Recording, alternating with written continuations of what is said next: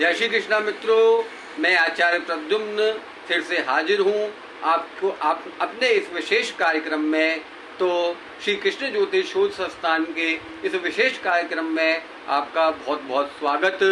मेरे पास में बहुत सारे व्हाट्सएप पर मैसेज आ रहे हैं, बहुत सारे लोग फ़ोन करके पूछ रहे हैं कि आपने जो मेष राशि से लेकर मीन राशि तक जो सूर्य नारायण भगवान 15 जून से गोचर कर चुके हैं, तो जिनके लिए ये अनुकूल नहीं है या जिनकी कुंडली में सूर्य भगवान कमजोर हैं, उनको अपना सूर्य मजबूत करने के लिए कौन कौन से उपाय करने चाहिए।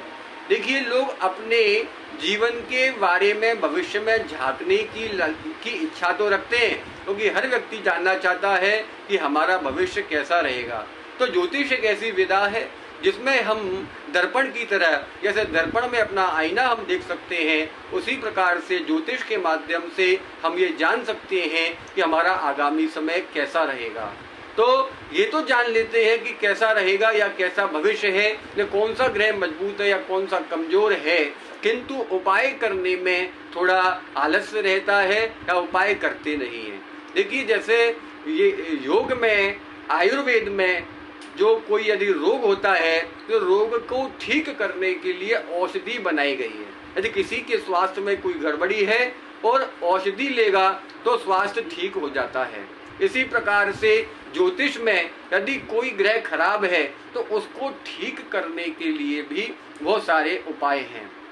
आज हम सूर्य नारायण भगवान पर चर्चा करेंगे।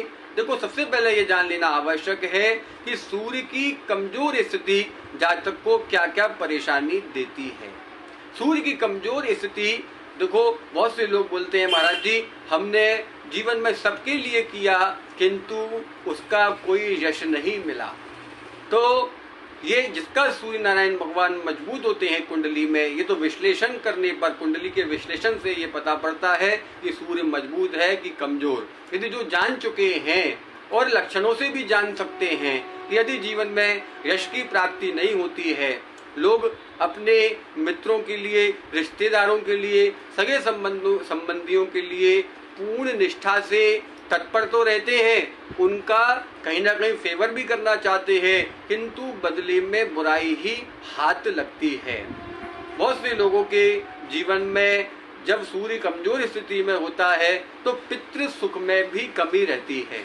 उनका पिता बीमार रह सकते हैं, या पिता पर कोई जीवन में लांछन लग चुका होता है, या पिता का प्रेम कम मिलता है। ज्योतिष एक संभावनाएं है, या पिता नौकरी के कारण या व्यापार के कारण जातक के जीवन काल में उससे दूर रहता है। तो इससे भी पता पड़ता है कि सूर्य कमजोर है। जिन लोगों की पाचन शक्ति काफी कमजोर होती है, लोग हमसे पूछते हैं कि महाराज जी, हमारा बेटा भोजन तो खूब अच्छे से करता है किंतु उसका स्वास्थ्य नहीं बनता है। तो कहीं ना कहीं पाचन शक्ति कमजोर है, तो आपका सूर्य कमजोर है। जिनको आजकल देखा जाता है, छोटे छोटे बच्चे, कल अल्पायु के बच्चे ही जिनके की आंखों की ज्योति कम हो रही है, जिनको नेत्र दृष्टि दोष होता है, उनका सूर्य कुंडली में गड़बड़ होता है। तो सूर्य नारायण भगवान को कैसे प्रसन्न किया जा सकता है, कैसे सूर्य नारायण भगवान का आशीर्वाद प्राप्त कर सकते हैं, आज हम अपने इस विशेष कार्यक्रम में जानेंगे। देखिए, सबसे पहला बहुत सरल उपाय और बहुत सटीक उपाय है कि तांबे के लोटे में जल भरकर नित्य प्रति उसमें थोड़ी सी रोली मिला लें, थोड़ा सा शक्कर मिला लें, और सूर्य नारायण भगवान को ब्रह्म मुहूर्त में, बहुत से लोगों का प्रश्न होता है कि सुबह जल्दी नहीं उठ पाते हैं, तो मानो जितने बजे उठते हैं, 7 बजे 8 बजे, स्नान आदि से निवृत्त होकर सर्वप्रथम तांबे के लोटे में जल भरकर थोड़ा एक चुटकी उसमें रोली मिलाकर, उसमें शक्कर मिलाकर सूर्य नारायण भगवान को इस मुद्रा में इस प्रकार से अर्घ देने से, और किस दिशा में, देखिए, ये जो पूर्व दिशा है, ये ईस्ट जो कहलाती है, इस दिशा में मुख कर कर सूर्य नारायण भगवान को अर्घ देकर सूर्य नारायण भगवान को प्रसन्न किया जा सकता है। दूसरा उपाय है कि अपने घर में अपने पिता का सम्मान अवश्य करें। दिया तले अंधेरा वाली बात नहीं होनी चाहिए कि दूसरे लोगों को या दूसरों का तो सम्मान करना ही चाहिए, किंतु अपने घर में जो बुजुर्ग हैं, पिता हैं, उनकी सेवा अवश्य करें।